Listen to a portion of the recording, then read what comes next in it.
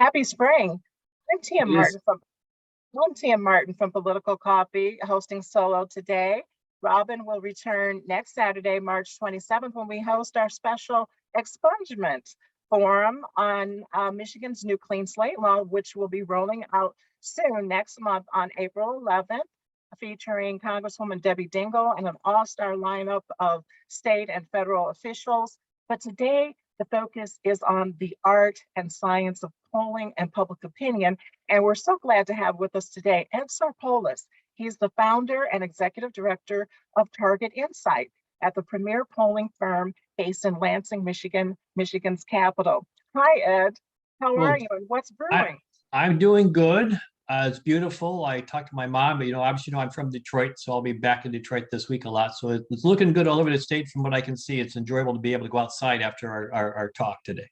It is fantastic weather in Michigan in the 50s and bright and sunny. And yes, it is the first day in spring. Ed, it's been about 3 years since we last spoke on the air anyway, on my old show, Politics and Power. But one thing I do want to point out from your official bio is that you are a strategist, entrepreneurial thinker, and deal maker who has had great success crafting and implementing strategies to influence legislation, political action, and public policy discussions in Michigan and throughout the United States, as well as for several clients in Europe and the Pacific Rim. And I didn't know about that last part, the international focus of what you do.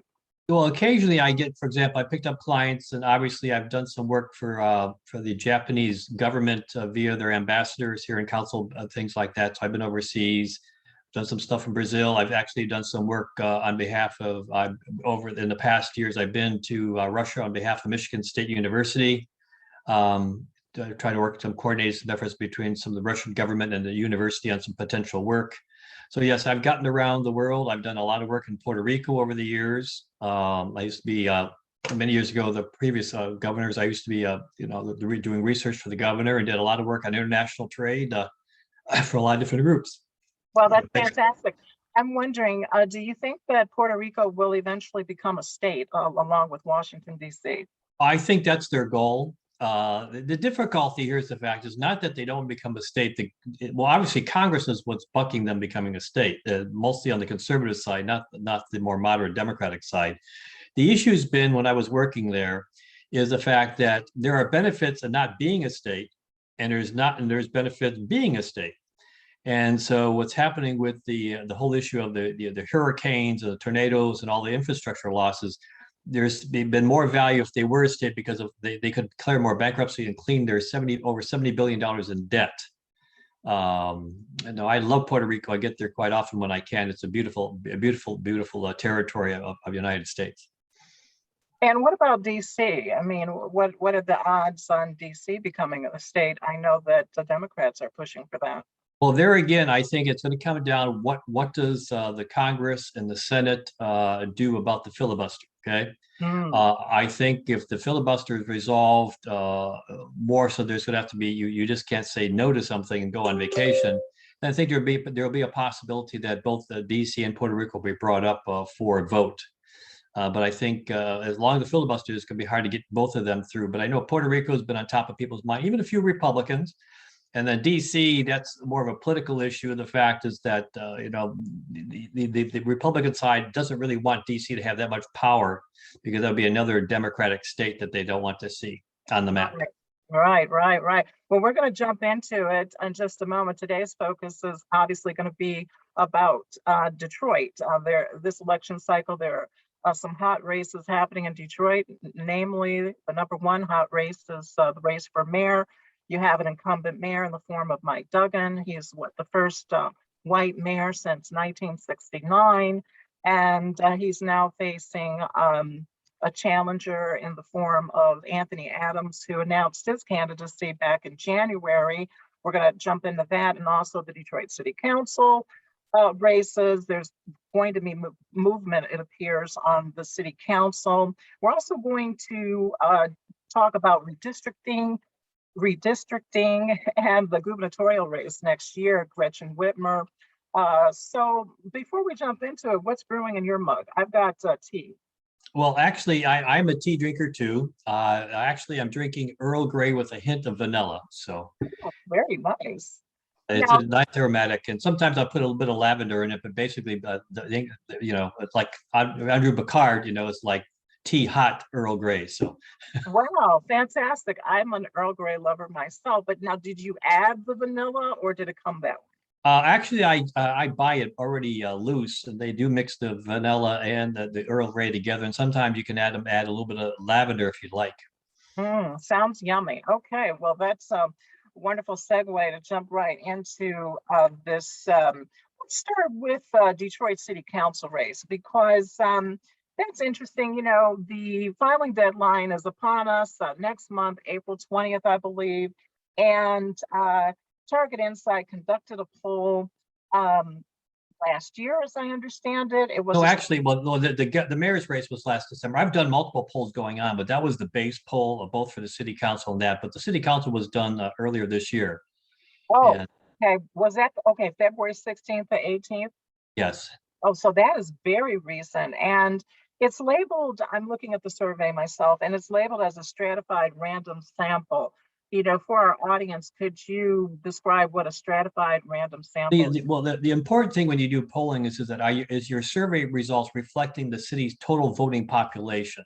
Okay. And because Detroit has up to 136 neighborhoods, depending on how you classify neighborhoods, or 7 or 8 precincts, you have to be sure that each neighborhood, each city council district has its reputable, representation in the sample. So like if Northern Detroit votes 40% of the vote, then you got to have that 40% of your poll has to include that from Northern Detroit. And luckily for us in Detroit, you have the 7 city council districts, which helps. And you have some wards too. So you can actually help divide the city up. And then the other thing you have to look at, stratify and random, the fact is I'm not just picking on you. I just would call Tracy Mart every time I do a poll. Okay. It's so every person who has has a phone, whether it's electronically, either landline or cell phone, that they have a chance of the odds of getting called upon to participate in the survey. So it's stratified because it represents the whole city, and random because the fact is that it's I try to reach everybody equally, has an equal shot of being participant in the poll. That's fascinating. So you are using mobile cell phone numbers as well, because I know that was a concern a few years back. People wondered, most people are carrying cell phones, using smartphones. They don't even have landlines. So it's great to know that you're using. Well, I just wanted to, but that's not totally necessary in Michigan as much as you would think. Okay. Why not? Let me explain. Is that in 2016 and 2020, 10 minutes after the presidential election was ended, both in 16 and 20, I called the presidential race and Senate races within 10 minutes after the polls closed. Those were all automated dial telephone calls, electronically done, not cell phones, because cell phones you have to call live. And I was off by 0.5%, showing Trump ahead of Hillary Clinton, and I called both Peters and Joe Biden by 10 after 9.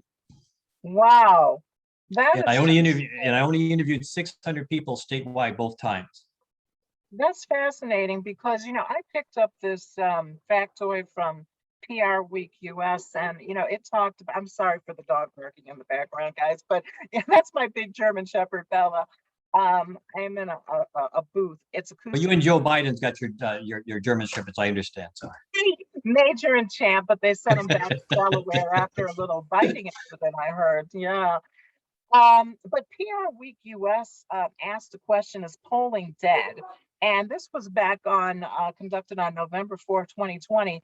And 59.9% of the respondents said, yes, it's a waste of time. This came up because there was a question about what happened with the surveys for the 2020 US elections. They were off. They said that it would be an easy win for Biden. There would be a Democratic pickup in the Senate and gains for the Democratic Party. Well, there has to be some correction to the facts here. The talking heads said that, not the pollsters. Okay, there's a difference between the people who actually do the work of constructing a survey, conducting the survey, and those who talk about them. Okay. In 2016, I remember January 2016 saying Hillary was tied or going to lose to Donald Trump in presentations I did in Birmingham. Okay, I had a crowd of about 50 people. Okay, and never did I call Hillary was going to win. There's a difference between saying ahead and versus winning. Okay, Hillary never broke 50% in 2016, so thereby she was never going to win. Thirdly, Democrats can't win the Electoral College on average unless they beat the Republican by 4 more points in the popular vote. Okay, so Joe Biden was able to edge out that Electoral College effect because he had more. He was getting closer to 3 and 4 point advantage over Donald Trump in order to win the Electoral College. In the case of the Joe Biden and Donald Trump, the fact is that what I was saying, it was going to be close because of the issues. Like, for example, polling in Macomb County. Hillary Clinton and Jennifer Granholm and Greta Whitmer have done nothing to convince Democrats that Democrats focus on jobs and the economy. Joe Biden did not spend a lot of time on that issue. So the fact it was going to be a very close race in here. In the case of Gary Peters, that race was going to be close because Gary Peters was invisible for most of the last 6 years prior to the election. But the polls showed it to be close. And we also showed in our polling in Michigan that about 12 to 16% of African Americans, specifically Black males, were going to be voting Democratic, which the same thing happened in 4 years ago. Now you hear all the talk about Blacks voting Republican. Well, we saw that for the last 3 years. So polling is accurate as the person conducting the polls and following the legitimate practice of how you do conduct research. Talking heads they always have to prove something's right. A lot of times they say Hillary's ahead, but I'm never going to say she's winning unless she's consistently over 50%. That's how you do polling. Well, thank you for the correction and the clarification. So you were ahead of the trend there. Yeah, I've got some more questions about that, but let's circle back to the city council race. So the margin of error was plus or minus 5%, and a sample of 400, and these were registered voters? Likely voters to be voting this is focusing on the primary right now, in August primary, first of all, okay? And we picked the people most likely that have been talked about running, because obviously they've gotten to almost, the day to file whether or not they're going to run or not. So we took the names that were most readily reticent, okay? For example, Coleman Young is talking about it. He was encouraged to be running on the city council race. Andrew Spivey, who was looking to either pursue something outside of that because he was getting his law degree, and he was looking either to run for Congress or to run for large. And now I understand he's going back and run for his district in order to retain the city council district as an African representative, because he's got a couple of District 4, correct? Yes. Okay, that's on the east side of Detroit, and so yes, there's someone else who's jumped into that race. Matt Ehrlich, the new free press writer is looking to. Yes. Yeah, he's going to be on the show April 3rd talking about his candidacy, and apparently he is very serious. When we tried to book him on the show at a particular time, he said, well, I'm going to be out canvassing. Can we do it at another time? We said, sure. So this guy is out here, going door to door. Now that's going to be an interesting match. So what's interesting is the fact that you brought that up. I remember when Andrew Spivey first ran the first time, and he says, well, the candidate's running against her, Betty Cook Scott was his first opponent, and I says she has a shot at beating it. She said, no, no one knows who she is. Well, he was very young at the time, and he didn't know how well known she was in the community as a state representative. So Andrew Spivey understands he's got a tough race. He's learned some lessons, and Matt Ehrlich will work very hard. Okay, and you have a growing population of multiculturalism. What's in that part of the city? You've got a lot of redevelopment going on, and I would say that if Matt Ehrlich can get his name recognition up, and get the door-to-doors done. For example, if for those who don't remember, State Representative Burt, different representatives, white or black, you can win in Detroit if you do the door-to-door work. Okay. Yeah, well, there hasn't been a white city council member since Sheila Cockrell. That's correct. 2009, and that was it. And then the last. You got Leland. Council president. Oh, well, yes. Well, yeah, but he's out now. You're right. Thank you for correcting me about that. Before Gabe Leland, yes, it was Sheila Cockrell, Sheila Murphy Cockrell. 2009, I think, was when she was last in office. And then we had Gabe Leland, who's now out because he got indicted and he announced something about, I didn't crawl into office and I'm not going to crawl into office now. Well, I've started working with for people listening. I've started doing polling and research and campaigns in 1972. Okay. Wow. And so I've been at this since I was a freshman in college. Matter of fact, I started my business, which I own today, as a freshman in college. The girls' dorm was my first phone bank. And so, how did you pick up your skills? Did you apprentice with someone, or? well, I was luckily because I have a double major in psychology and philosophy and minor in statistics. And I've always was curious about public opinion, what people think about it, and history. So when I got into college, the chair of the psychology department was also the school registrar in charge of school research, and was also working on his second or third PhD. I got adopted as an intern, so as a student, I was a sort of a paid employee of Aquinas College in Grand Rapids, allowing to do college research. Okay. And so in 1975, I was the pollster of record for the Van der Lee special election. I was polling for Dick Van der Veen way back then. Back in 75, 76, helped pay for my junior year in college was Debbie Stabenow when she ran for county commissioner. Wow. So, and George Christenberry back in the 70s. I mean, John Watson, Kim Worthy, Benny Napoleon, Hill. I mean, I've worked for just about everybody in the county, different levels. And Mrs. Kilpatrick, when she ran for Congress, we had $30,000, and back then, Union Labor Ernie Lofton asked us to work with her on our race, and we got her elected over Barbara Rose Collins. So I've had a long history of doing this and stuff, and so you begin to know people.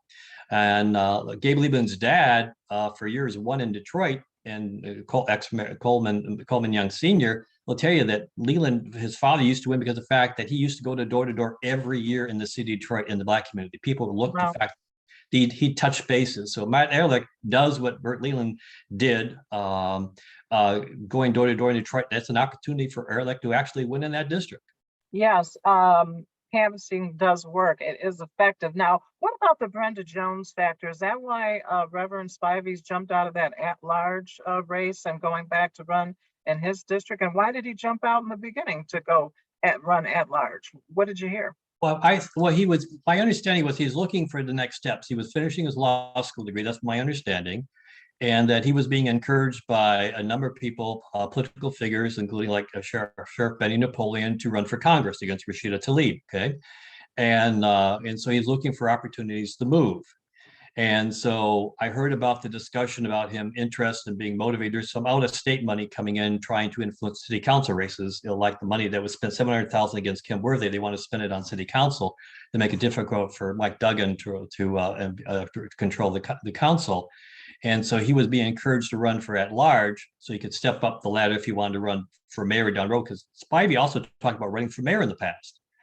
And so what happened is that there's been a push to encourage Brenda Jones to be sure that she does run this time, and also to the fact that there'd be some changes with Gabe Leland being gone. You got the potential, got John Benedet. You've got a lot of different candidates in the city here. Is that the power brokers are looking for who is going to have the smarts to run the city council. So Brenda Jones was encouraged to run again. The poll that we did on Coleman showing he came in second. So that's sort of put Spivey at a disadvantage, because the fact is that Brenda Jones running again and Coleman Young comes second, there wouldn't be much room for Spivey to take on Coleman Young Jr. And the other concern is for a lot of people in the city, the fact that Janae Eyre, Labor has to decide, are they going to support her this time? Because the fact that she, like at her last time run, she has done much in the off year to build name recognition and support in the community. So there are two at-large seats if Brenda Jones runs again. I mean, basically, she's a shoo-in with her name ID and her gravitas, her political gravitas. And if Coleman Young Jr. is polling in the number 2 spot, if she's in that race, I noticed he got 49% favorable in the poll that you conducted this past February. That's pretty high, right? It is, and Janae Eyre, who's been around council for a number of years and supportive labor, does not have those numbers at all. And Coleman Young Jr. does have a machine. The biggest machine he has is his mom's Facebook pages. Social media does work. It does. Actually, she's got 2 social Facebook pages because you can't have them all on one page. And she does very well in the senior citizen. But I think what's going to be important, though, in this race, I think for your listeners, is that will we have the same turnout as we did last August because the influx of absentee voters? That's what I want to ask you about. You know, when we were talking about national politics, did your firm factor in the mail-in ballots? I mean, yes, we know that the seniors typically vote absentee, but there was such a huge influx of people voting by mail because of the pandemic. Well, the important thing is people understand that 40% better of Detroit voters already vote absentee. Okay. The question is, and Detroit's even higher sometimes. The question is, will there be enough interest of people under 45 to vote? Okay. And I'm not talking about seniors. I mean, typically, once you break 40, you typically want to be very active in the community. Okay. You're much more stable. You're doing things like so. The question is going to be in this mayor's race or city council race: are those people under 40 going to participate in the large numbers as they did last August? If they do, that could change some dynamics, especially in the council races. I don't know if it's going to affect the mayor's race per se, but I think some of those council seats could come in play this time around. Under 40, though, that is millennial. I mean, those are the older millennials Yes. who are voting, and traditionally they haven't participated, but I don't know. Do you have the data on my millennial participation? Well, it's been kind of lacking. It's been kind of lacking. Now, but I will have to say the one thing when we talk about Detroit, and actually people of color communities all over the state and the country, it's predominantly the Black male that's the issue. Okay, Black females, especially in Detroit, do vote. They're very active. Okay. Yes. And the one thing I tell people that's very unique about, not unique for itself, but that one of the key reasons Detroit is alive today, because a lot of the Black women are the ones going on and getting higher education, they're getting the degrees, they're staying in the area, they're working, they're really progressing. It's a phenomenal thing. It's been an honor of mine to, over the last 30 or 40 years, engage with young people, specifically the college-age Black women, how much she's committed to community, getting in post, taking over businesses, starting businesses. I think that's what's been the key to Detroit's ongoing success and hopefully in the future. Well, if that's the case, why aren't we seeing more females running for Detroit City Council? I mean, we have the mainstays, Brenda Jones, Janie Ayers, who I find it fascinating, 65% never heard or had no opinion of Janie Ayers. Well, I will be very honest with you on this. This comes down to name recognition, okay?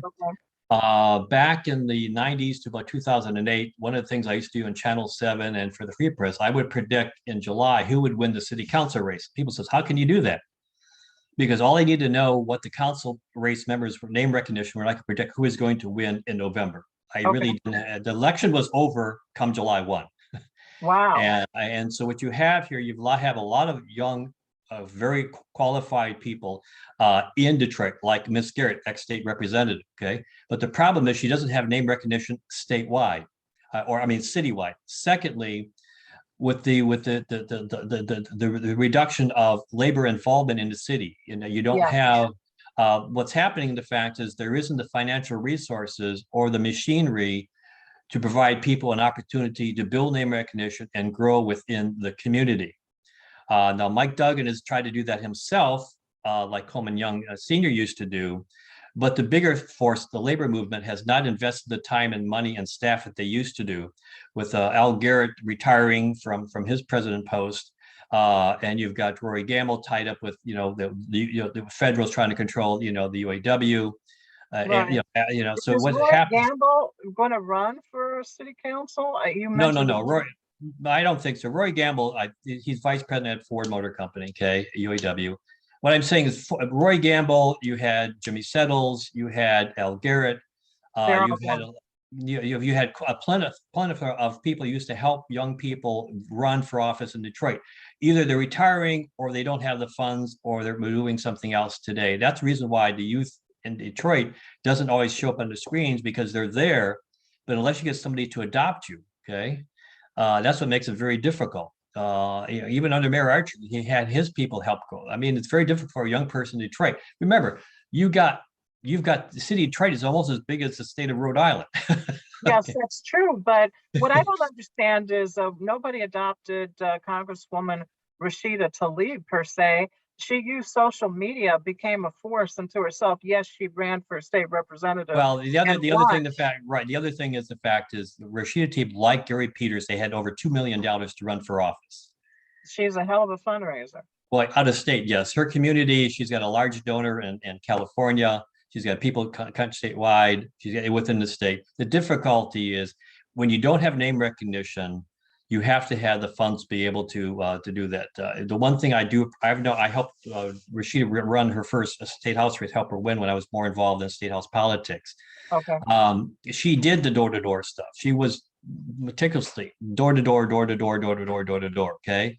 Right. She almost beat Virgil Smith when he was running for re-election for state senator. Okay. She did the work. And now with Detroit, the problem with now is because the 13th congressional district is a good portion of is outside the city. You have to, most Detroit candidates have not built a base outside the city. Rashida built a base outside the city. Brenda Jones never built a base, nor did a base outside the city. And she even doesn't have a lot of support that she thought she had within the city. Same thing would happen with when Sharon McPhail ran against Ed McNamara. Okay. Well, but Ed, this is my point. We're in 2021. This is an age of technology, social media. Do you need the mentorship? You can mentor yourself and amplify your message and connect with constituents, with voters by door knocking, by using social media. What about using technology to get your name out there? For example,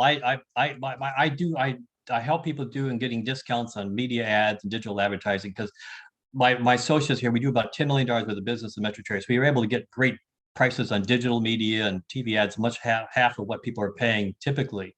But the problem is, for example, like the current lieutenant governor, when he ran for against Janice Winfrey for city clerk, he raised $200,000, but he didn't have the $20,000 in August to get out the absentee voter mailing that he needed, and that's why he lost to Janice Winfrey. Yeah. So he did the digital media. He did the cell phone connects. We did everything we did for him. The problem was he didn't get that absentee mailing out the door in time, because when I was invited to participate in his race in June, he was only at 2%. So we went from 2% in June to getting through the primary and almost beating Winfrey. We raised the funds, but he didn't have the last minute funds to get over that name recognition over the older voter. Well, now he's got all kinds of name recognition. He's the lieutenant governor, the LG, and we're going to talk about the gubernatorial race in a few minutes. But back to Reverend Spivey. Your survey says that, this is interesting to me, 63% never heard of him or had no opinion for somebody who had mayoral aspirations. I find that interesting. Well, most people believe their own press releases. I will tell you that. Okay. Okay. Okay. A lot of people don't realize how little people know them. There's a lot of people vote by council district or name their face and name they recognize. One of the rules and thumb in politics, I tell people, generally you can't win a race if people 70% either don't know your name, or 70% don't know your face. In competitive races, 70% of people have to both know your face as well as your name. And so in politics, that's why the door-to-door is so important. And that's why a lot of people don't win, because the fact is, well, I got my name all over, but people want to see your eyes. The one thing about Detroit, I tell people, what I appreciate about Detroit is they want to see you eye to eye before they vote for you. You have to earn the right to run. You don't, for example, Gary Peters, Senator Peters, and a lot of the, and Shirley Johnson, when she ran for Supreme Court, they don't understand the fact that they lost because, or Gary Peters did win, is the fact is that you have to earn the right to run in Detroit. You just don't. You're talking about Judge Sheila Johnson. Sheila Johnson, yes. And Mark Schauer, same problem. 60% of people didn't know who Mark Schauer was 2 weeks before the gubernatorial race in Detroit. Yeah, they still don't know who he is. Now, back to your survey, this is the at-large seat. Arthur Blackwell, a name connected with Highland Park, I believe, 60% never heard of him or had no. Well, there's amazing for those of us who've been around like I have, and we're all getting old here. The fact I know Art Blackwell since I was a kid. Okay. Wow. Because the fact he's been so involved in politics. Okay. from commissioner in Highland Park and affiliation with the Kwame family and working for, helping run campaigns and helping with Coleman Young and Mike Duggan Archer. He's been around forever, but the point being, he has not stayed relevant. He has his own radio show sometimes, but if you're not relevant, then it doesn't work. Interesting. And also for the at-large seat, you surveyed the sample regarding Nicole Small, who is the current commissioner in Detroit, charter commissioner, and she's been vocal on some of the issues, facial recognition technology, everything having to do with the charter commission. But she does not resonate with the public. She has not done anything that makes them important to them and their lives. Okay. And according to your survey, 81% have never heard of Nicole Small and have no opinion of her. Yes, and she's very active in politics. She's helped develop the messaging for Coleman Run when he's ran in the past, and I understand she's involved with Anthony Adams' campaign. Really? Oh, that's so the point being is that's why I'm here. I mean, I've not talked to her physically. What I'm saying is insiders know people, but remember, insiders are not the majority of the voters. Correct. Right. I totally agree. Now, you mentioned John Bennett. Who are some of the other names that you've heard might jump into the city council races for the districts?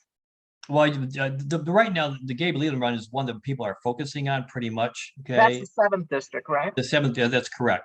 Because that's a district that actually has a lot of players. Okay, you could have former representative and state representatives Harvey Santana if you want to get into the race. You've got Craig. You've got William. You've got another chief of police. You've got State Representative Winslet. I think her name is.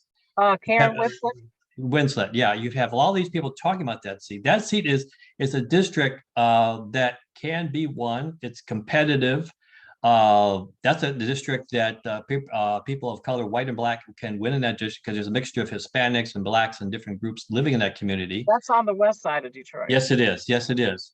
But the reason I talk about John Bennett so much, the fact is that when he ran the first time against Gabe Leland, he was down. He lost like by 3,000 votes in the primary. He only lost by 50 points. I came in to help him take over his campaign for the general, and we got him within 50 votes and winning. And the only reason he lost that because Gabe Leland had to get a woman to run and just put her name on the ballot, and that cost him 50 votes. Otherwise, he would have been the current city council person. Interesting. We're going to wrap this up in city council and move to mayor in a moment. But what about other names like the police commissioner, Bill Davis? Bill Davis, yeah, I've heard names like that. What's happening right now is, and I just, for those people who understand city politics, is that what's happening now in the closing weeks, you're going to see city government get involved in these races, okay? Really? You're going to have the mayor's office, you're going to have the president of the city council involved, you're going to have interest groups now getting involved. Who do they want to see run and win in these seats, okay? If I'm the mayor, I want a council that I can work with, okay? So when you have people that might go off to a different road, Council Member McAllister, great guy, but he's not always with Mayor Duggan. So if he loses a Gabe Leland or he loses a Brenda Jones, Mike Duggan says is who can I work with? So who does Duggan want in the 7th district? Okay, Karen Winslet might have a shot because she has a good relationship with Mayor Duggan. That is correct. What I'm saying is what you're going to find happening in the closing weeks. Who will get in or not get in, or will come down to fact is, well, who's going to finance who's going to help the person, who can help with the troops. If 2 years ago, well, it's going to be 2 years now, Mike Duggan helped a lot of state reps in their primaries get through the primary. So I would say that what's happening now is all the names are going to come out to the front. They're all going to be tried and true, tested, see who has the best shot at winning, who the committee interacted with, who can raise some funds. And then the power brokers and have been in the background saying is, who do we need to invest in? Who do we really think can help the city grow? And so they'll pick one of those people, and they're most likely they're going to get behind that candidate financially. But what's unique about John Bennett is he proved that not with all the money that he can almost win because he was willing to go door to door and do the mail. When I worked with his campaign, everything we talked about, he did. The mailing, the door to door, the phone calls. He worked hard. He raised money. Okay. That's very coachable as a candidate.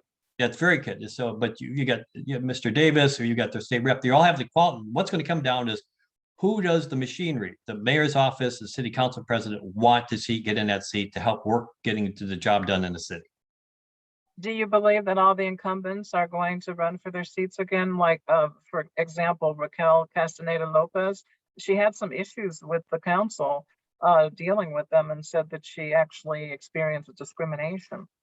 The question is going to be is what are her options? Okay, the one thing I think that when I look at a person in Detroit, especially like Ms. Lopez, what I've seen her do in her part of the city, okay, it's phenomenal. Okay, the community work.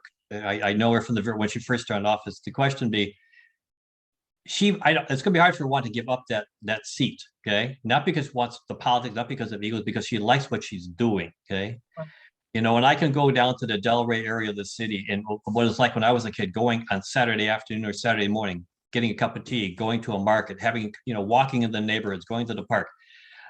That's what I remember in Detroit. We enjoyable. The city's grown. She's done a lot of work in that area. So it's going to be hard for her to leave, not because of politics or money, it's because of the fact she loves what she does. It'll be interesting to see if ML Elric pulls off a win in that 4th district. It is going to be tight if there's going to be an incumbent. And I say that because I remember once ML Elric did a story on council member Raquel Castaneda Lopez. It was none too flattering regarding one of her properties in South. Yes, well, so that Ehrlich and Charlie LaDuff are the ones that you don't want to be tangled with because they have the ability of the word. Right. And but I would say Spivey has to be very careful. Councilman the Reverend Spivey has to be careful because the fact, like with Roberta Scott, the fact that if he takes it for granted, Matt Lark is a hard worker. Okay, he knows what he has to do. Okay, if you can get his name recognition, because I always tell people, in fact, the one thing you have to understand about Detroit. People of color grew up voting for white people, okay, in Detroit. So it's not just something they're against voting for white people. Matter of fact, some of their fondest memories was Mayor Kavanaugh. So it's not like the older voter has a problem with white representation, okay? Also, Marianne Mahaffey, who was the council president, yes, city council president. For a long time. Yes, yeah. So I'm saying the fact is that, so color, and we got to remember up until about 15 years ago, the largest white population resided in the city of Detroit. Okay, and it's the white population is growing back up, and the matter of fact, the white population is coming back into the city. Okay, that's an interesting dynamic. Yes, it is. Before we pivot though to the mayor's race, Virgil Smith Jr. I understand he's finished up his probation. Do you think he may throw his hat in the ring for a Detroit City Council seat? He has been. I can't go into particular details. There are financial backers of want to have a change in city council. I know that have been talking to him and a few others to get into the race. Okay. And like I said, they raised about $700,000 against Kim Worthy. They raised a ton of money in the Oakland County, the prosecutor's race. So I would think the fact that I know that he's been talked about it. I know he got active. County? Pardon? Oakland County, yeah. Okay, Karen McDonald. So they were back. Yes. Yeah. Right. Right. Okay. And so, and I know Rashida Tlaib is trying to get people involved in city council race. Rashida wants to make her own little fiefdom too. So you got all these people. What I'm saying is that she has access to money. The Bernie Sanders crowd, the more far right left people are involved in the city. They took on Kim Worthy. I was involved in Kim Worthy at the end because of the fact I helped her run the first time. So in fact, we stopped that loss for Kim Worthy. But the key thing is that there are people out there. I know Virgil Smith has talked about. There's been a number of other names mentioned. The question is Detroit, because the fact is now we're getting down to who do the people who want to help people want to see win. Okay. So they're going to go around and make, for example, I've been around in Detroit, and whether it's Chicago, Detroit, St. Louis, in the end, the Virgil Smiths of the world and the John Bennett's going to be talking to the mayor's office, to be talking to the council president, to be talking to the union leaders, all different groups. They're going to see where they're going to get their most support, both financially as well as support with troops on the ground. Interesting. But before we go to the mayor's race, what I found fascinating about your survey also is the number of undecideds, which really were coming in at the number 2 spot regarding some of these questions. Combined first and second choice council member at large, 26% were undecided or unsure. Yes. Well, that's because the fact there's the lack of name recognition. Okay. And if they know their name, they don't know their face. Okay. Okay, back to Uh, that. it's back it up, and I think if you go back to the Mike Duggan campaign policy, was Crystal McKnight was I think the ex city attorney, okay, that ran for mayor. And I probably never wrong. The point, she almost won. Matter of fact, when Mike Duggan got in trouble, polling showed that Oh, she you're could talking beat about Crystal Crittenden. Crystal. Yes, here, Crystal Crittenden. Yeah. Excuse me. Crystal Crittenden. Well, Crystal Crittenden. If Duggan's basically Crystal Crittenden would probably be mayor today if Duggan had stayed out of the race. Wow. And we Okay. would have had our first mayor in the city Yeah. of Detroit. Yeah. And what? Think Let's say about that. why did that happen? Because the fact is that her problem is that the inability to make the phone calls to raise money. Number two, her name was everywhere. If you remember back then, all those lawsuits And and she Lisa basically, House was in that race, and actually Crystal Crittenden wiped the floor with Lisa House. yeah, well, yes, and Crystal Crittenden, yes, and Lisa Howe's the one that did that Super Bowl ad, but Right. but the key thing with By Crystal the way, that Super Bowl ad was partially shot at my law office. right, and I also know who one other mayoral candidate helped fund that ad. Oh, interesting. Okay. Okay, That's another mayoral something. candidate helped. Yes. The important thing is this: Crystal Crittenden would have been mayor today if Duggan had not decided to pursue the right thing. In fact, the polling I was doing every week for labor and businesses entities, because of the work, her name was everywhere on the lawsuits. She had the grassroots campaign. Benny Toll was not doing the door-to-door stuff that he should have, even though he's well known. So the bottom line is her problem was the money and the fact that they didn't know her face. They knew her name, but they couldn't connect with it. Okay. Oh, And so okay. there's a case where the news media helped Crystal Crittenden, but she didn't have the name recognition or the funds to move it to the next level. But I remember some business groups began to talk to her, look to her to replace Mike Duggan as their choice for candidacy after Mike Duggan might not make the ballot. Interesting. Okay. So now we will pivot to the mayor's race. You did a survey last year. And I've done other ones, but those are the ones that I've released publicly. I've done about 3 other polls, but that's Okay, the one that's the one that that's you publicly released. But I find this fascinating because the focus is on the primary election, which will be held in August of this year, 2021. The same sample size, 400, same margin of error, plus or minus 5%. yes. Another stratified random sample, 100% are likely registered voters. Yes. And number one, 78% favorable, Mike Duggan. Yes. I mean, is this even going to be a race? I mean, look back at 2017 when Coleman Young Jr. ran. Some said at that time maybe he would have been better off running for city council like he's doing this year. Well, here's the issue I think that's important. And when I look at back these races, and I make mental diaries and writing diaries why people won or lost. Okay. The best example where we're at in this race is we got to go back to the Freeman Hendrick race versus Kwame Kilpatrick race. Okay. Yes. And I bring that up because the fact is Freeman Hendrick should have won that race, but he didn't tell people what he was going to do once he got elected. Okay. So he had no platform? No, he did not. It was get rid of Coleman Young. Okay. Oh, that's a mistake, isn't it? Okay. When Coleman ran the last time, he really didn't have anything to say what he's going to do once he becomes mayor. Okay. Same thing when he ran for Congress. The difficulty is these people understand is that I understand the need of the pushing of Anthony's pushing, gain respect and all that kind of stuff. But in the end, when I talk to Detroit voters, whether it's focus groups or in polling or whatever like that, or when I'm in the city, it still comes down to bread and butter issues. Okay. Right. How are you going to put food on my table? Where do I get access to jobs? When we poll for the Black Caucus, Detroit Black Caucus, we poll Black males. Okay. Their biggest issue, the fact is they don't feel they have the tools to be successful. Okay. It's not a question about respect. No, if they got a job, they have respect. If they can feed their family, they got respect.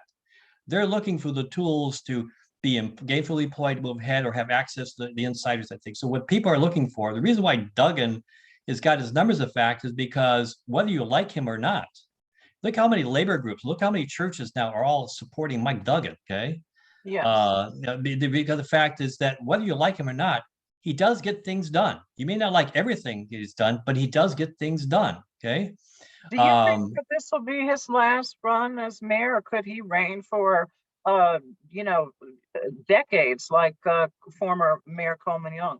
I think that depends on a lot of things. I think one is if the federal prosecutors don't keep coming after him with the demolition of buildings, the stuff Oh, with fundraising, all those different things stated aside. Obviously there's things you and I know behind the scenes, but we're not going to say here on air. But the point being is the fact that if those things go away or stay away, and he feels he can be successful, I think what's going to determine him is the same thing what happens in Dearborn. Okay.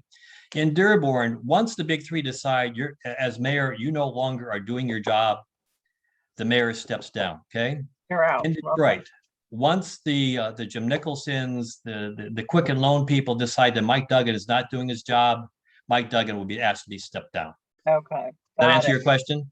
Yes, thank you. Very succinct. But a name from the past has reappeared, and I just find that interesting because it's a female politician, Sharon McPhail, 38% favorable rating per your survey. Certainly, it's nowhere in the ballpark with Duggan, but respectable compared to the other names. Well, Mary Sheffield came in at what, 44% favorable. She's not ready yet, is she? She's on the Well, city council doing a good job in the 5th district. well, the question is the fact some people don't know if it's her or her dad. Okay, Oh, a lot of people like Mary more than they like her dad. Okay, so he's like and the Wizard of Oz behind the yes, scenes, behind the scenes, that type of thing. Now, Mary's a hard worker. Don't get me wrong. Okay, but there are people that like Mary, but they don't like. And the other thing, for example, with Mary, there's things that people don't like the way she runs her office. Okay, one thing I have to say, one thing that I do, I try to find out what's the word on the street. Okay, how are the councilmen running or councilperson running their office? What's the word on the street? Mary does a great job, but there are some things people don't like about the way she runs her office. Okay, that's distracting. Okay, and one is like Andrew Spivey, how do you build citywide name recognition? Okay, when you look to Sharon McPhail, as I mentioned to you when we in a previous conversation, when she ran the first time when Coleman Young was stepping down like Archer, I was asked to help her run her campaign, be involved in her campaign. Okay. Very prominent, but as you remember that case back when you were a very young woman, okay, she's put her foot in her mouth on some issues on schools and education and her kids. Remember that whole right. debate? Okay? Yes, she has baggage, but I don't, voters have short memories and they don't remember. What I'm saying is, but what I'm saying is she has done very well. I mean, she's been well respected in cases before the Supreme Court. She's been respected. There's obviously been some mistakes she's made here and there on things that she's done, but overall, she came close to beating McNamara, Bradford County exec. So she's a well-known quantity. She was on city council. She had that campaign, "You Go Girl." Well, she does. Well, she's back in the era of the hats on the city council. Yeah, that's right. The hats. You remember that, the era of the hats? That was stylish, man. It was really stylish, but it was very well dressed city council at that time. But the point being is she was well respected. She's known. She's been around. Yes, there's been some baggage here and there, but there's still the word on the street, the fact that she's done a job. When she's asked to do a job, she gets it done. Not always perfectly, but she's well known, and that's why she's still there on the list. And so she still has some roots left in the city. There's this trend across the country where you have Black females in particular who are leading major cities across the country. Keisha Lance Bottoms in Atlanta, yes, and Mayor Lightfoot in Chicago, and Muriel Bowser in DC, and New Orleans. The list goes on and on and on. When is Detroit gonna get a female mayor who's viable? I will tell you this: as soon as there's somebody in the business mind, and I don't mean Black business, white business, I just don't mean white business owners, okay, are convinced that person can do the job that they think Mike Duggan's doing, that's when it's going to happen, because they'll get behind that woman 100%. Because the one thing I've learned in Detroit, in the business population, big business, small business, there's not a gender bias when it comes to supporting a candidate. If the candidate's good, they're going to be there, okay? The difficulty's been is finding someone that they can trust. Now, Lisa Howe has been beginning to build more of a reputation, but when she started running that first one-time mayor, she didn't have the base of support. But the mayor hired her on to the head office. She's got some other things. So you got people like her, okay? But she needs support, okay? Sharon Gay Dagnogo. Well, once I was going to ask you, Sharon Gay Dagnogo. No, okay. Well, there's a person who was on the rise, but as Labor's left the city, her base of support and finances is gone. Okay. Oh. Okay, well, why I'm saying Sherry, I've known Sherry since the first time she was state rep because I was there. I used to meet her. We used to meet at Fishbones when Ted Caceres was still alive. Okay, so so all these people, that's like I'm saying. Even though people think I'm Greek, I'm not. I'm Lithuanian, but Ted says he's my Greek. You were Greek until No, Sarpolus. Well, Ted says you're my Greek Lithuanian, so he called my friends. He's my favorite Greek, but cool. but Sherry had a great start. But her problem, like with many other people and the people of color community or women, the fact their support went away. Al Garrett retired. Okay, other labor groups retired. So she's well known. She's worked very hard. She made state rep. But what's going to move her to the next level? Where does that happen? Okay, and that's the difficulty because I tell people when I do meetings in Detroit, it says Black business leaders don't support their own people enough when it comes to running for office. Okay. They're not there. Al Garrett was there. You know that, okay? Right. McGann was there. But outside of those people, I don't see a lot of Black business owners in Detroit getting behind the people.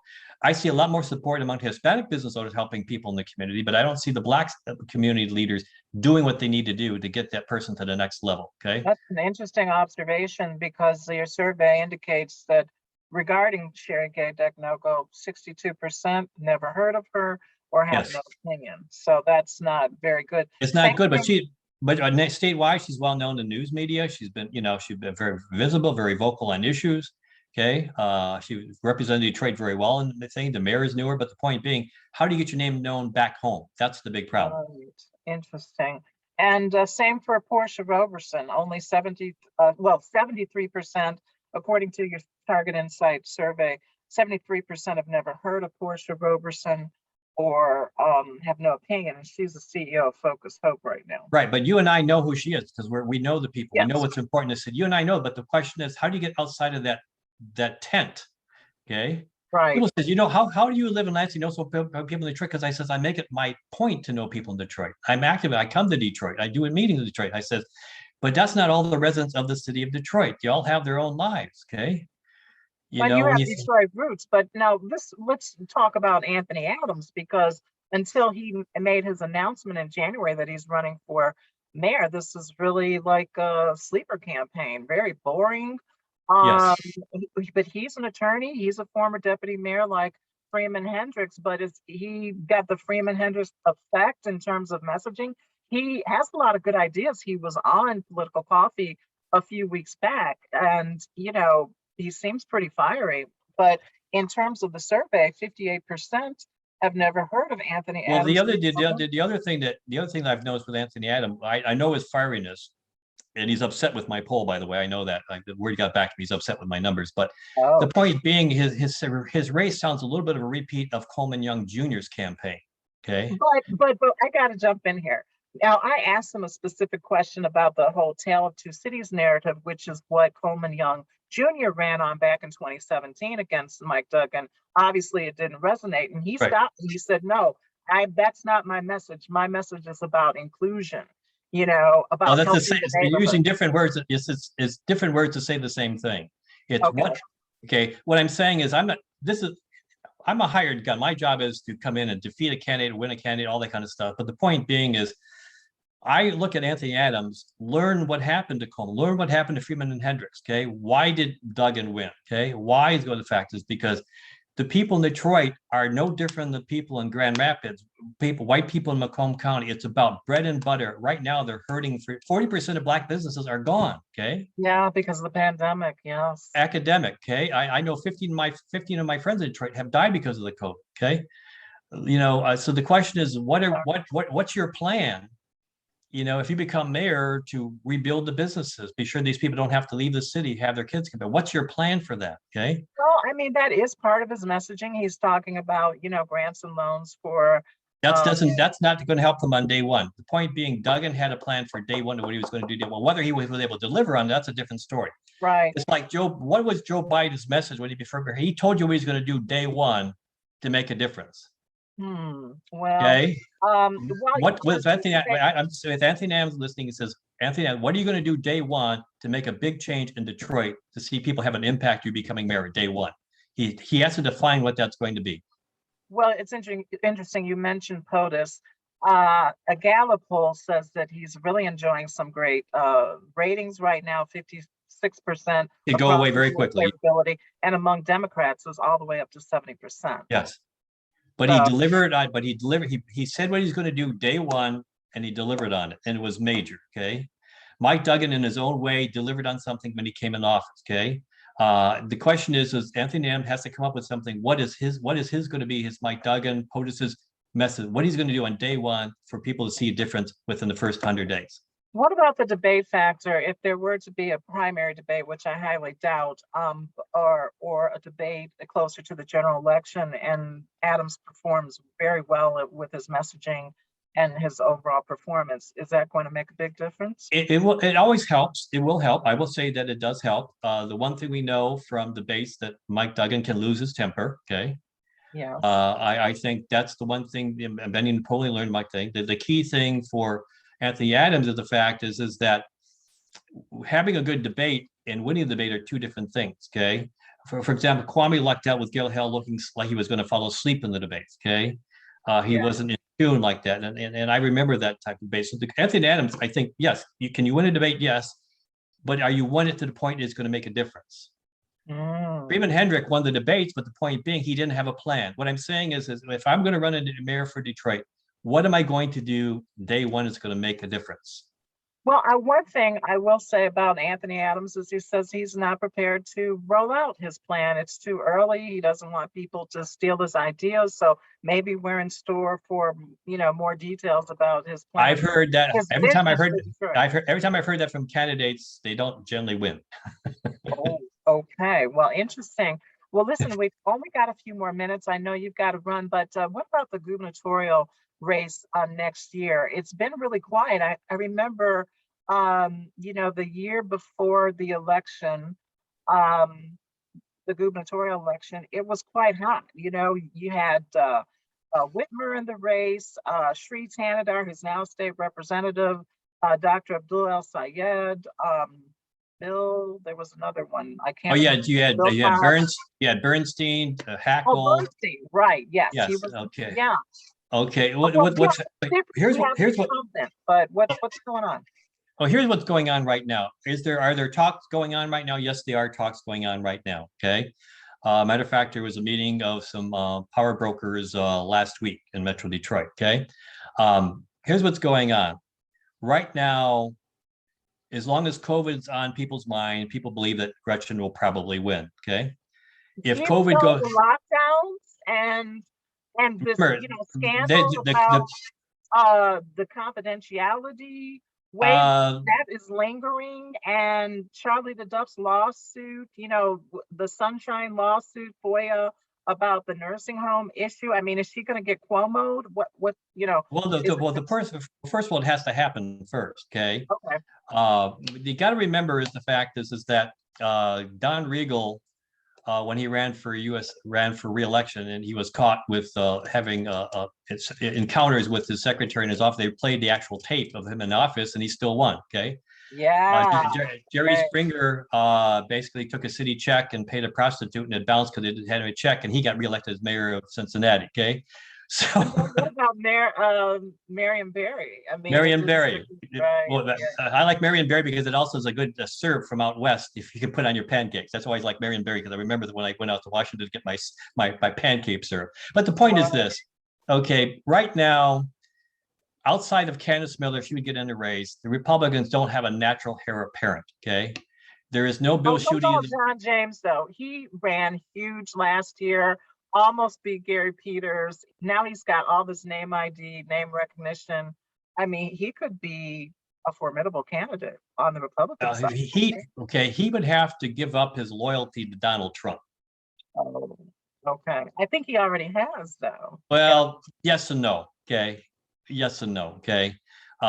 Because the point being, he would have a primary. All right. And in a primary, you're going to need money. Okay. And you got Lee Sheffield. He's a known fundraiser, though. He raised a lot of money in the last election cycle. Yeah, but that was helped. He's a hard worker, yes. And the only reason it was a close race because of Gary Peters ran a very poor campaign, which I said in New York Times weeks before the election. Okay, and so that was because of that. The point being is that John James is well known and done very well. But if right now COVID-19 people are giving kudos to the mayor, not the people who run the businesses or the clock downs, but the people in the street. Okay. Now, if COVID goes to the side of it, then the mayor's going to understand why you never got anything done on the roads. Okay. You never did anything real on fix the the auto damn insurance. roads. Yeah, you've done nothing on auto insurance that you said you were going to do. You got some insurance, but the Republicans won on that victory. Outside of COVID, she doesn't have what I call bread and butter victories. Okay. That could mean something. So they could be very competitive. Right now, everybody's saying, how long is the COVID mystique going to last? Okay. And if it lasts, then it's going to be very difficult to beat her. Okay. If there's any hint of that weakness, because the meetings that happened last week with some power brokers on the Democratic side, they know her weaknesses. Okay. It's the COVID's keeping her strong right now. Okay. And so that's what she's counting on, because so what's going to happen? Because remember, the other thing is there's a big investment in her. Big business is not just totally mad. Remember, big businesses came to her aid to help her get elected. Okay.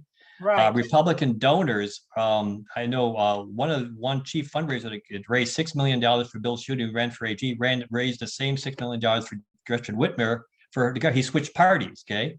Because there's a vested interest. So there is a vested interest in Gretchen. Okay.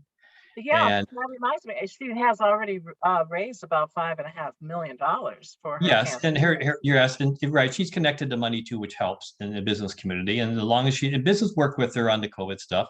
And the other thing that the other thing that you have to be concerned about, the fact the party out of power tends to win the gubernatorial races. And so that's the one thing you got to be concerned about for Gretchen. The fact is that if Biden does very well and he continues going, then it won't hurt him. Okay. But the point, if Biden starts to slip, like in past history, then Gretchen could have a tougher race. But Gretchen's in a good position right now. She needs some victory, bread and butter issues, that type of thing. And the other thing that I'm going to have to say, and because most of my clients have been Democrats in my life, I do have Republican clients. Whether it's Gary Peters, Joe Biden, Hillary Clinton, all the candidates, they don't tend to focus on Wayne County and Detroit. It's just a passing thought. Races keep getting closer and closer and closer, because with only 78% of blacks saying that they're willing to commit to being Democrat, the other 22% say they're leaning Republican or something else. That's interesting. And as they leave Wayne County and Detroit, as they move into Oakland County, they're more independent, become Republican. As they move out to Westland, they become more Republican. So unless the Democrats continue to start focusing more on the black, Southern Macomb County, growing black population. Well, speaking of Macomb County, what about the Pete Lucido, who's won that election for prosecutor? The whole Me Too stuff did not stick to him. He's gunning for Gretchen Whitmer regarding the whole, I think it's the nursing home issue. Yes. So does he have gubernatorial aspirations? I think his where he is. The problem with him, in fact, is he's still got that. If they reopen that closet of his, okay, he's got some issues he's got to address with. I know he's going to have fun with the governor. I don't know whether or not the party would support him because of what happened in the last couple of years with the whole, accusations of issues on the women's side of things like that. That could end up hurting him. Okay. But Pete Lucido is doing his job. Because remember, Pete Lucido may want to go on to a higher office and something else, or run for Congress. Remember, we got redistricting coming up. Okay. Thank you for bringing that up, because we can close with that. I mean, yes. I know that the Michigan Independent Redistricting Commission, they've been meeting on Zoom, but that census information hasn't come in yet. I heard it's going to hit in the summer. They're going to be working like crazy to. This is a little bit of an insider stuff. You appreciate this, okay? Okay, cool. Thanks. Is that redistricting itself could be done within 30 to 60 days if all the data was available. Okay. Really? Wow. Yes. I'm drawing plans right now. So the point being is depending on what rules are the fact, that's the easy part. The question is the politics of the plan. Okay. For example, the Grosse Points don't want to be in the Detroit district, but they want to be in a Macomb County district. But they're a community of interest. That's what this may say. We're community of interest. Well, you're only community of interest as long as it doesn't hurt me developing the second black African American seat that I have to go to Macomb County to pick up the African American vote. Okay. Number two, the commission wants to draw a fair and balanced plan. Well, you want to be nonpartisan. Well, if you're nonpartisan, how can you draw a fair and balanced plan? You have to have political data. So now they're going to have to involve politicians and that kind of stuff. Okay. Thirdly, okay. The point being, they hired their vendor to help them with their computers and their technology. he has spent since 1980, which he helped draw he's a Democratic vendor for most of his life. He helped the Democrats with the redistricting in Michigan in 1980 and 1990 and 2000. Kim Brace. So if they're nonpartisan, they hired one of the most good vendor. I know the vendor all his life. I know Kim Brace is a very good guy. Okay. But the point being is that the politics of this nonpartisan political thing is what's going to make this issue difficult, not the issue of drawing the lines. It's the kind of type of thing. And I'm willing to come back on your show when I get some more maps together, basically what could be drawn. Okay. That would be great. Yeah, we can have maps, you can put those up, because the point being is we're going to lose a congressional district, which means the fact is that one of the 14 seats is going to go away. Okay. That's a done deal. So I don't personally remember, but I know the history. At one time, Michigan had 19 congressional districts back in 1970. And we've been steadily losing because we've been losing population. Or did not grow enough. Or if you go back to the turn of the last century, the fact all the districts had spokes coming out of Detroit. So, well, what would happen hypothetically? We have Rashida Tlaib in the 13th congressional district and Brenda Lawrence in the 14th. Those are pretty much going to. The point being, right now, I've got a couple of plans I've drawn. I don't have to change the plans almost any bit for Rashida's district or Brenda Lawrence's district. The district's going to get probably 60, 70,000 people larger, but that means Brenda Lawrence, instead of taking Pontiac, she'll move into southern Macomb County, eliminating Andy Levin's seat. Basically, Rashida Tlaib will go further into Wayne County. Debbie Dingell. No, here's a little thing. Debbie Dingell there's talking a thing that Debbie Stabenow is going to step down U.S. Senator and have Whitmer appoint Debbie Dingell as the next U.S. Senator. Thanks for the juicy tidbit. Thank you. Okay, well, that's the talk. I mean, they're all going to deny this, but I've heard it now over the last 6 months multiple times from different sources. But what they're saying is Debbie Dingell's pick up more of Ann Arbor, okay, and more into Washington County. Well, what would Debbie Stabenow do? Is she just done with politics, or she would go into the private sector, or what? Well, since 1975, when I started working for her, and she doesn't like to admit that we know each other because then we tell our ages. Okay, the fact is that she's always had a lot of aspirations. She's used to run a center outside of Kalamazoo for think tank type of thing. She's a very productive lady. She's done the Magic Ride was one of her part of her creations. Raising money, things like that. As a state rep, she had more staffers than anybody else in the legislature because she had all this fundraising that she did through other events. She's a very active person. I always got the impression the fact that she didn't want to spend her whole life, in DC. Part of her life, she wanted to do good in DC. Now, obviously, if they gain more power in the Senate, she might be influenced to stay on. Okay. We'll see what happens in November, but I do know there's some talk on that. But maybe if she gets a chairmanship and the Democrats pick up an additional Senate seat, then maybe she'll stay on. But she may not, if Steve thinks it's tight, and she doesn't take the control, then maybe she may step out earlier and give it to Debbie Dingell to have Gretchen point the replacement. But if we lose a congressional seat, that means we lose the electoral vote. And yes. That means less money, right? It can help. What hurts us is influence. That doesn't mean we're necessarily going to lose money because the fact that that's based on population. Okay. But for example, but we won't have a vote to stop something taking our water from the Great Lakes. Okay. Oh, wow. We may not be able to control the amount of pollution. For example, like pollution that comes from other states to from east to west, that type of thing, or protecting our auto industry. So we lose influence. We lose power. Money coming to the states more depend upon population base. Yes, now obviously there's been talking about the Christmas tree effect, getting to get bills passed out of the Congress like it used to be 12 years ago, from 2010. So maybe that they will come back a little bit, earmarking dollars for the state. So yes, having more congressmen and senators helps you, but you're only going to have 2 senators anyways. But the point being is redistricting is coming along. I think could be the Democrats this plan could go 9-4 Republican, 9-4 Democratic, depends on how the plans are drawn, independent and nonpartisan district or not. The state Senate, it'll be hard to make the state Senate more Democratic. The state House could be more competitive. But the big issue is going to be they're going to have to decide what rules they're going to draw the lines by. Okay. That's what will dictate everything. But unless the voting rights laws changes, I think it'd be hard pressed for the commission to eliminate one of the black seats. That's fascinating. And those new maps, those new state and federal legislative lines are going to go into effect next year, right? 2020? Yes, 2022. Yes. Wow, well, that's right around the corner. Well, Now Ed, that gives you plenty to cover. You have all these people running in new seats and new districts and primaries and term limited. You'll have yes. senators, all that kind of stuff. It'll be a lot of debate whether or not more people want Detroit districts going into another county. Okay. The only Interesting. district that won't change much will be Jack Berman's district coming out of the UP because he can't go into Lake Superior and you can't go any further north. So his district is pretty much going to stay the way it is. Okay, well, you've heard it straight from Ed Sarpolus, the top polling and public opinion expert. And thank you so much for joining us today on My Political pleasure. Coffee and your time. And yes, we'd love to have you come back. And next time, Attorney Robyn McCoy will be with us and we can talk about redistricting more. But thank you so much for watching, everyone. You've been listening to Political Coffee. Happy spring, everybody. And please remember to like and subscribe. Thanks again, Ed. We'll talk. Thank you. My pleasure. Take care now.